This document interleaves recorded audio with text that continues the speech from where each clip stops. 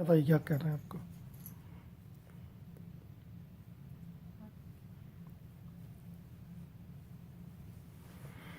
यहाँ पापा जी बैठे हुए हैं, अभी कल जाना है। सामान तुम्हारे फ़ोन का क्या हुआ, वीडियो रख दिया? हाँ तुम बनाओ ऐसे। दोनों बनाएंगे। सब लोग बनाएंगे आप अपने। दोनों बनाएंगे। हम्म सामान तुम्हें कुछ पूछना है दादा से? हाँ, कुछ पूछना है? हाँ, समन तुम्हें कब जाना है वहाँ, न्यूयॉर्क कब जाना है? न्यूयॉर्क 1 साल में। एक साल में। गुड। 1 साल में तो कितने दिन का टूर रहेगा वहाँ? 2 हफ्ते। 2 हफ्ते। Good good very good. चलिए फिर तो ठीक है तुम्हारा। और इस कॉलेज में तुम्हारा अभी जो है कितने साल अभी पढ़ना होगा तुमको? 3 साल। 7 और हम्म? 7। 7 साल। हाँ, 3 यहाँ पे और 3। 4 एक और वाले में। अच्छा, दूसरे वाले कॉलेज में 3 साल यहाँ पढ़ना है अभी और 4 साल दूसरे कॉलेज में पढ़ना है। तो दूसरा कॉलेज यहीं है? यहाँ पे नहीं, मुझे यहाँ नहीं नहीं। पता अभी। अब वो कहाँ जाएगा पता नहीं है ना, वो तो अब जहाँ पढ़ने, जहाँ एडमिशन मिले, जैसा हो, क्या मालूम। वैसे यहाँ पर उसके आगे तो होगा किसके आगे? डिग्री कॉलेज, मतलब इंटर के बाद जो है यहाँ की पढ़ाई। हाँ हाँ, बिल्कुल बिल्कुल। यहाँ तो है स्कूल हाँ, यहाँ पे है। वगैरह है हाँ, इंटर के कॉलेज। बाद का। हाँ हाँ, इंटर के बाद के कॉलेज है। बीए में सब पीएचडी और सब होता है। इंजीनियरिंग कॉलेज भी है यहाँ इंजीनियरिंग भी है। यहीं हम्म। सैन होजे में। सैन होजे में है। हाँ, सैन होजे में है। सैन होजे स्टेट यूनिवर्सिटी बहुत बड़ा कॉलेज है, जहाँ पे हम लोग, ये समन गया था ना, समन ने क्या बजाया था समन वहाँ पे सैन होजे स्टेट में? क्या किया? म्यूजिक। मैंने कुछ नहीं किया, कुछ नहीं किया। म्यूजिक का कुछ किया था ना तुमने सैन होजे वो में? वाला, हाँ। नहीं, वो नहीं था। पापा जी आप लोग नहीं गए थे, मुझे लगता है। मैं गया। पिछले साल गए थे इसको लेके, तो वहाँ पे उसने म्यूजिक बजाया था। वो ग्रेजुएट है, मतलब कुल मिला के यहाँ पर इंजीनियरिंग कॉलेज भी है, मेडिकल कॉलेज भी यहाँ पर है। मेडिकल तो पता नहीं पापा जी, वो सब कुछ है उसमें असल में। अच्छा, तुमको आगे क्या क्या मेडिकल लाइन में जाना है या इंजीनियरिंग लाइन पे? इनका तय कब होता है ये? अब इन लोगों का सिस्टम थोड़ा अजब सही है। अभी से तय नहीं होता है एक तरीके से, लेकिन एक तरीके से हो भी जाता है। क्योंकि जैसे अपनी इंडिया ऐसा नहीं होता है कि आपने वो एक ट्रेड सेलेक्ट कर लिया उसी में चले गए। यहाँ पे ये कि आप जो चाहे कोर्स कर सकते हैं, लेकिन जब वो 4 साल जो कोर्स करेगा उसके बेसिस पे इसको एडमिशन मिलेगा। तो अभी लग रहा है कि इंजीनियरिंग की तरफ ही जाएगा ये।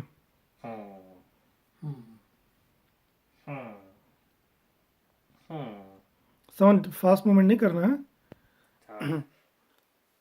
आप बताइए मुझे, आपको क्या बोलना था, सुना दीजिए। हम कल सुनाएंगे तुमको। ठीक है, कल सुना दीजिए। मूड बनाएंगे पहले। आखिरी बार। ठीक है, आप कुछ भी बोलेंगी वो अमृत समान ही होगा हमारे लिए। तो ये बताइए बाबा जी, आपने जो भी जगहें देखी यहाँ पे, आपको क्या क्या याद है अभी तक? हमको वो हनुमान मंदिर भी याद है, गुजरात वालों का मंदिर भी याद है अभी हमको। और सैन फ्रांसिस्को में तो अभी कल ही घूम कल ही के आए करके, हैं। हाँ हाँ। कल परसों कभी घूम के आए हैं अभी। और इसके अलावा जो है वो मॉल्स वगैरह देखा है, गिरलाय में देखा, और म्यूजियम देखा। हम्म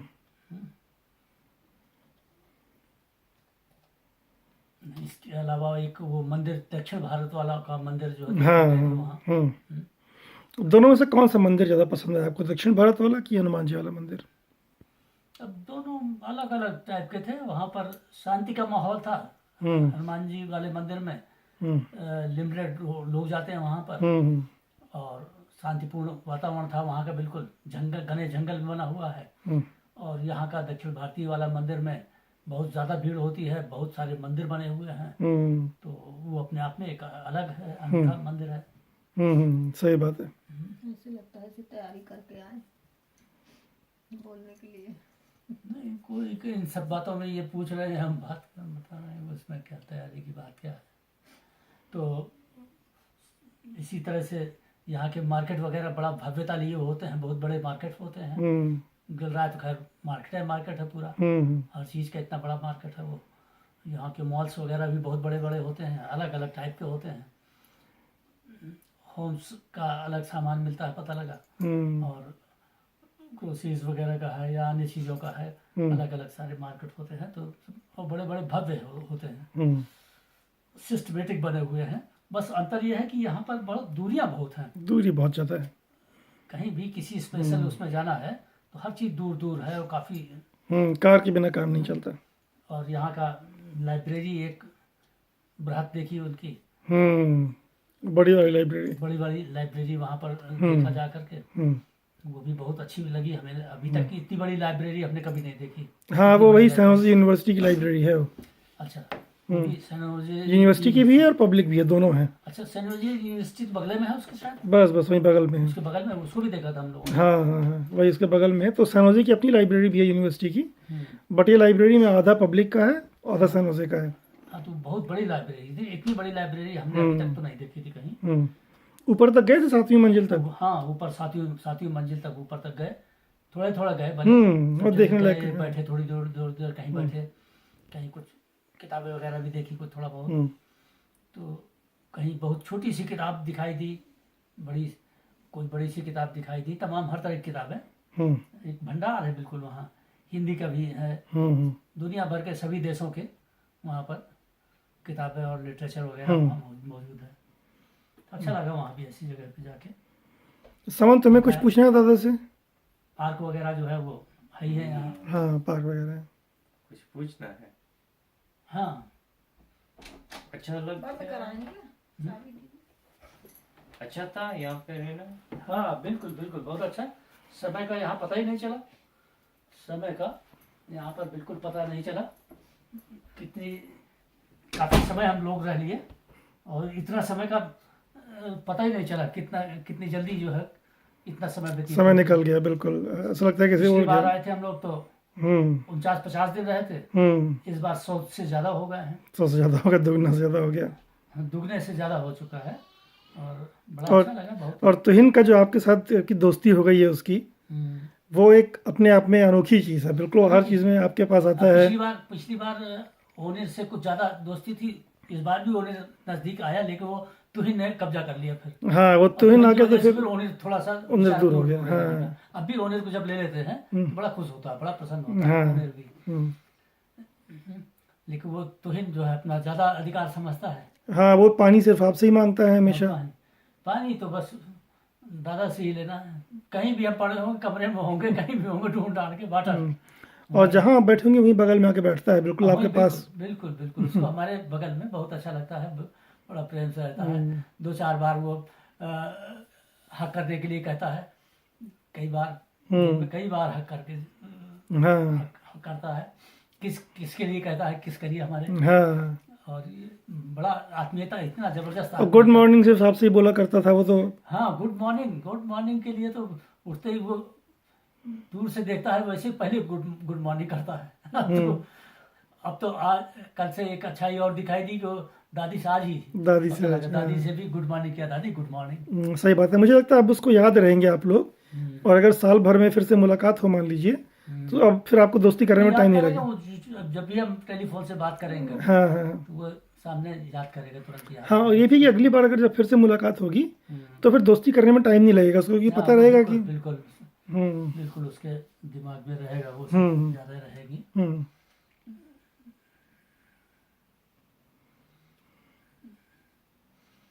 लेकिन वो ये है कि तीसरा स्थान हमने अपना थोड़ा सा बना लिया कम से कम उसमें जो है। मम्मी है तो मम्मी के अलावा किसी को नहीं चाहिए, फिर मम्मी नहीं है तो पापा चाहिए, फिर पापा नहीं है तो फिर दादा तो भाई है, फिर दादा के अलावा। उसके साथ दोस्ती करना बहुत मुश्किल है। अगर वो पसंद नहीं करता है तो वो चाहे आप जो कर दें उसके लिए वो कुछ नहीं सुनेगा। वो बिल्कुल। लेकिन इधर हम देखते हैं कि तुहिन के बर्ताव में काफी अंतर आया है। हाँ, बहुत अंतर आया। महीने के अंदर ही काफी अंतर आया है उसके अंदर। बहुत अंतर आया। जिस तरह से पहले बड़ा जिद करता था किसी काम में, उस सब में भी कमी आई काफी। वो जब लोग आए थे तो उस समय एकदम बिल्कुल ही बदमाशी में सवार हो गई थी उसकी, पर धीमे करके जैसे तो समझ में आया कि दादा के साथ दोस्ती है, उसके बाद से बिल्कुल लाइट गया, काफी नॉर्मल हो गया है। उनकी टीचर्स का भी बहुत बड़ा योगदान है और इधर हम लोगों के साथ का सानिध्य का भी बहुत बड़ा साथ है। उसकी वजह से एक बड़ा परिवर्तन दिखाई दिया उसमें भी। इस तरह से चलिए, एक बड़ा अच्छा समय व्यतीत हो गया यहाँ का। हाँ हाँ। सब लोग जाते हैं नई जिंदगी जीने के लिए, अब हम पहुंचेंगे नई जिंदगी नई जिंदगी वही पुरानी जिंदगी भी है, वही नई जिंदगी भी है। पुरानी जिंदगी तो अब धीमे धीमे चेंज होता है। चेंज हम्म संसार का नियम है, परिवर्तन संसार का नियम है। अभी तक सरकारी नौकरी वाला हम्म काम था, उसमें काफ़ी कुछ जीवन में बड़ा सिस्टमेटिक ढंग से जीवन जिया, वो भी बहुत ही और बहुत ही अच्छा व्यतीत हुआ। शायद ही ऐसा लोगों का व्यतीत होता हो जिस सही तरह से बात। हमारा व्यतीत हुआ समय सर्विस में भी। और इसके बाद अब नई लाइफ, सर्विस के बाद की लाइफ, सीनियर सिटीजन की लाइफ, अब देखिए आप क्या करते हैं इसमें। समाज सेवा की लाइफ, समाज क्या सेवा। करते हैं, कहाँ जाते हैं, क्या होता है चालू होगा सही बात है, सही बात नए है। जीवन में। नाती पोतों के साथ भी खेलने का मौका मिल गया थोड़ा बहुत आपको यहाँ भी, और हाँ बस, हर्षद के बाद गुड़गांव में भी। बस अब कुछ दिन ऐसे ही परिवार के साथ रहने का समय चल रहा है। कुछ दिन हर्षित के, गर्वित के, श्रुति के साथ रहे। कुछ दिन अब यहाँ तुम्हारे साथ है, समन के साथ है, हम्म और साक्षी के साथ, ओनेर तो ही इन सबके साथ समय व्यतीत करने का अवसर मिला। First class. रोजाना शमन के साथ कंधे से कंधे मिला करके हम लोग थोड़ा सा लाड प्यार करते रहे, अपना रोजाना थोड़ा बहुत मिल जाते रहे। इस तरह से जीवन चलता रहा। अच्छा। जीवन का यही क्रम है, ऐसे ही चलता रहेगा। अच्छा, ये बताइए कि समन के लिए कुछ आप इसको सलाह दीजिए। आपने देखा है इसकी अच्छाइयाँ क्या हैं, बुराइयाँ क्या हैं, सब बुरा है। नहीं और इसको जो है क्या सलाह देंगे आप कि इसको क्या चीज़ों पे ध्यान देना चाहिए, क्या सुधार हो इसके अंदर? क्योंकि ये बुज़ुर्ग लोग जो होते हैं उनकी सलाह बहुत इम्पोर्टेंट होती है, और उनकी समझ बहुत ज़्यादा होती है, क्योंकि जीवन पूरा देखा है पापा जी ने। तो जो बात तुमको और हमको लगता है कि अरे ये तो कोई ख़ास बात नहीं है, उन्होंने पूरा बचपन से लेके इस अवस्था तक, है ना।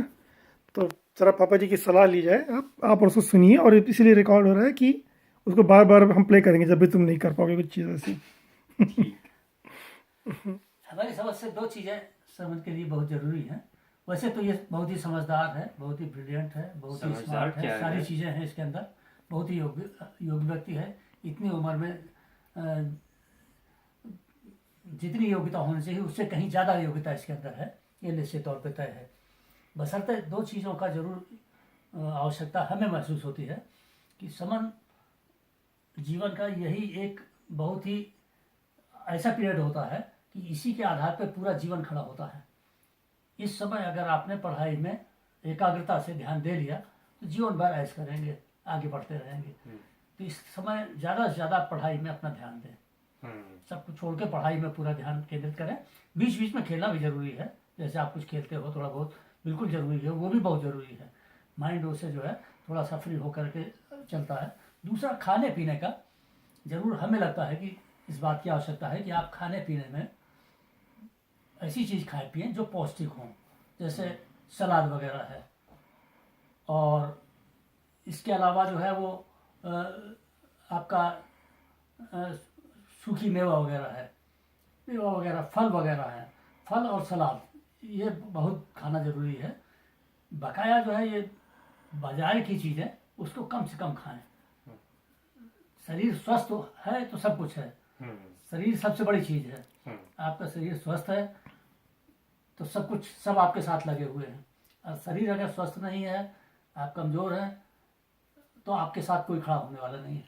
तो पढ़ाई के साथ, योग्यता के साथ साथ शरीर को भी ध्यान देना जरूरी है। और ये चीज़ें, सलाद और फल मेवा, ये चीज़ों पर ज़्यादा ध्यान दें, खाएं पिएं। और हाइट के हिसाब से तो पर्याप्त हाइट अभी हो गई है, लेकिन बस थोड़ा सा स्वास्थ्य बनाने की ज़रूरत है। थोड़ा बहुत खाए पीने में ध्यान देंगे तो बड़ा अच्छा लगेगा, अच्छा रहेगा। यही दो सलाहें हमारी, पढ़ाई और स्वास्थ्य, दो नियामत है इंसान की। इस पर ध्यान देने वाली बात है। कोशिश करें थोड़ा सा ध्यान रखें, जरूर से ये काम आएंगी, हमेशा काम आएंगी। ठीक है। और समन, ये बताओ, तुम्हें कुछ पूछना है दादा से कि कोई ऐसी बात, तुम्हें कोई एडवाइस चाहिए दादा से? हाँ, बुढ़ी होने से कैसे है जिंदगी? बूढ़े होने से, बूढ़े होने पे ज़िंदगी कैसी होती है? बूढ़े तो अभी हम तो अपने अभी महसूस किया ही नहीं बूढ़े का। अभी 1 साल पहले रिटायर हुए हैं, और 1 साल में रिटायर होने के बाद जो है दोनों परिवार के साथ ज़्यादातर समय व्यतीत हुआ, हर्षित के साथ, हर्षित के परिवार के साथ, या तुम्हारे यहाँ आकर के पापा के साथ में व्यतीत हुआ। तो अभी इसलिए retire- बिल्कुल हमको अभी पता ही नहीं चला कि अभी हम रिटायर हो गए हैं या अभी हम बूढ़े हो गए हैं। अभी तो रिटायर के बाद मैं नहीं पूछ रहा हूँ, रिटायर का पहले किसे था जिंदगी? रिटायर के पहले तो पता ही नहीं चला हमको जो है जिंदगी का, कब सुबह होती थी कब शाम होती थी, इतनी व्यस्तता वाली लाइफ थी हमारी। अपना आराम से पिछले 18 साल से तो हम 18 साल से हम जनरल सेक्रेटरी थे, और जनरल सेक्रेटरी के पास काफ़ी काम होता है। पूरे प्रदेश के कर्मचारियों की समस्याएं देखना सुनना, अधिकारियों से मिलना जुलना, उसका निपटाना कराना, शासन से मिलना जुलना, शासन के अधिकारियों से मिलना जुलना, समस्याओं का निस्तारण कराना, इसी में समय का पता ही नहीं चला हमारा। कब हमारे लगभग 41 साल की सेवा कब पूरी हो गई धीमे धीमे करके, और बड़ा पीसफुल, बड़ा आरामदायक हमारी सर्विस रही। और पूरा कोशिश हमें हमेशा की है कि हम पंक्चुअल रहें। जीवन में पंक्चुअलिटी बहुत ही आवश्यक है हर चीज़। हालांकि ये अमेरिका में हम देखते हैं, यहाँ पर पंक्चुअलिटी का विशेष महत्व है हर चीज़ का। ट्रेनें बसें बड़ा टाइम से चलती हैं, तो पंक्चुअलिटी का महत्व है यहाँ, इसलिए वो तो आप लोगों के जीवन में अपने आप आ ही जाएगा। हमारे इंडिया में अभी थोड़ा सा कमजोरी है इस बारे में, कमी है।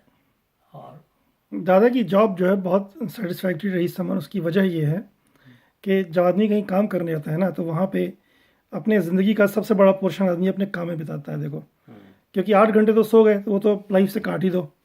उसके बाद जब उठे तो घर पे रहे, थोड़ा बहुत अपना खाना वाना खाया, थोड़ा आराम किया, थोड़ा बातचीत की, फिर काम पे निकल गए। काम पे 8-10 घंटे बिताए अपने रोज़। तो अपने ज़िंदगी का सबसे बड़ा हिस्सा आदमी काम के सिलसिले में बिताता है। अगर वो जगह अच्छी है, अगर वहाँ पे लोग अच्छे हैं, लोग आपको सम्मान देते हैं, रिस्पेक्ट करते हैं, अगर आप लोगों को रिस्पेक्ट करते हो, तो अपने आप लाइफ सेटिस्फैक्ट्री हो जाती है।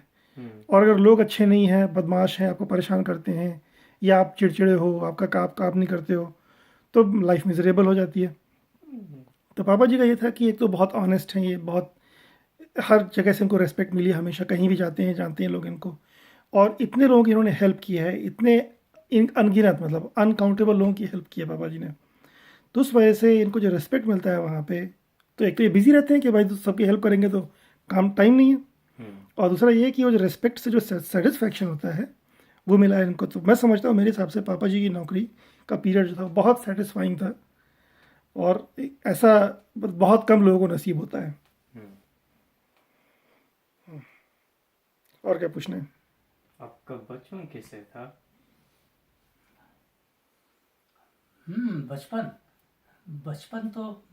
बचपन भी बड़ा टेढ़ा मेढ़ा अलबेला टाइप का था हमारा बचपन। जीवन में हमने कक्षा 4 से पढ़ाई चालू की थी, सीधे हमारा कक्षा 4 में एडमिशन हुआ था। 1, 2, 3 हमने पता नहीं कब घर में थोड़ा बहुत पढ़ते पढ़ाते रहे गए, और 4 में एडमिशन हो गया। उसके बाद कक्षा 5 हमने अर्ली एज में पास कर लिया था। 8 साल के थे, 8 साढ़े 8 साल के पास कर लिया था कक्षा 5। 6 में एडमिशन की बात आई तो जीआईसी में गए, तो उन्होंने कहा कि आपका एडमिशन यहाँ नहीं हो सकता क्योंकि आपकी एज कम है। उस समय मिनिमम एज 9 साल की शायद थी, कि 9 साल से कम एडमिशन नहीं होता था कक्षा 6 में। उसकी वजह से जीआईसी में हमारा एडमिशन नहीं हुआ। लौट के घर आ गए। हमारे ताऊ जी जो है वो एक संस्कृत विद्यालय के प्रबंधक थे। उन्होंने पूछा क्या कर रहे हो, हमने बताया कि वहाँ गए थे एडमिशन नहीं हुआ, तो कहा तब तक संस्कृत विद्यालय में चले जाओ और यहीं पढ़ो। संस्कृत विद्यालय में गए, वहाँ उन्होंने एडमिशन कर लिया। और सब जगह हम अकेले ही चले जाते थे, हमारे घर वालों की चूँकि जानने की ज़रूरत नहीं थी, परिचय भर देना था। तो वहाँ पहुँच गए। वहाँ 5 साल वहाँ पढ़ाई की, 4-5 साल वहाँ पढ़ाई की। वहाँ से प्रवेशिका और पूर्व मध्यमा किया। फिर हमारे एक साथी हमारे इसी सिलसिले में भर्ती हुए थे, उनकी भी एज कम थी, वो हमारे साथ भर्ती हुए थे उसी विद्यालय में। पूर्व मध्यमा में भर्ती हुए। पूर्व मध्यमा में भर्ती होके पूर्व मध्यमा हम लोगों ने साथ साथ किया। पूर्व मध्यमा मतलब मिडिल स्कूल 6, 7, 8 है। पूर्व मध्यमा means high school. High school, अच्छा। हाई स्कूल वहाँ से किया। फिर वो हमारे मित्र थे अमिताभ खरे, हम्म। तो उनके फादर, चूँकि फादर मदर दोनों अध्यापक थे, लेक्चरर थे दोनों, तो पूर्व मध्यमा करने के बाद इंटर में सीधे एडमिशन उसका करा लिया उन्होंने डीएवी में। हम्म। हमने फिर अब उसके अगले साल जो है वो हम्म। प्राइवेट फार्म भरा। प्राइवेट फार्म भर के हम अपना इंटर हो गया। इंटर किया हमने। और इंटर में पहली बार हमको अंग्रेजी वगैरह पढ़ने का, तब अंग्रेजी पढ़ी, वहाँ संस्कृत विद्यालय अंग्रेजी का कोई था नहीं, तो उसमें अंग्रेजी लिया हमने बाकायदा। 5 विषय होते थे, अंग्रेजी लेकर के इंटर किया। इंटर में संयोग से अपना सेकंड क्लास पास हो गए हम अपना। और वो संयोग से हमारे वो साथी थे, हमारे हमको देखा सीखी उस विद्यालय से 7 लोगों ने और वहाँ से इंटर किया हमारे साथ। उसमें से 5 लोग तो फेल हो गए थे इंटर में, और अमिताभ खरे शायद 3rd डिवीज़न पास हुआ था, हम 2nd डिवीज़न पास हुए थे, बाकी लोग फेल हो गए थे इंटर में, क्योंकि एक चेंज था, वो परिवर्तन था। और परिवर्तन के दौर से संस्कृत की पढ़ाई, फिर वहाँ अंग्रेजी वगैरह की पढ़ाई, उसके बाद आगे पढ़ते रहे। फिर बीए में एडमिशन ले लिया, बीए किया। बीए के साथ साथ फिर उस समय आईटीआई वगैरह हुआ करते थे, तो किसी ने सजेस्ट किया कि आईटीआई कर ले। आईटीआई में गया, आईटीआई में एडमिशन कराया, आईटीआई भी करते रहे, बीए का फाइनल करते रहे, दोनों साथ किया था, आगे पीछे किया था। आईटीआई करने के बाद 75-76 में आईटीआई वगैरह किया था, 75 में शायद।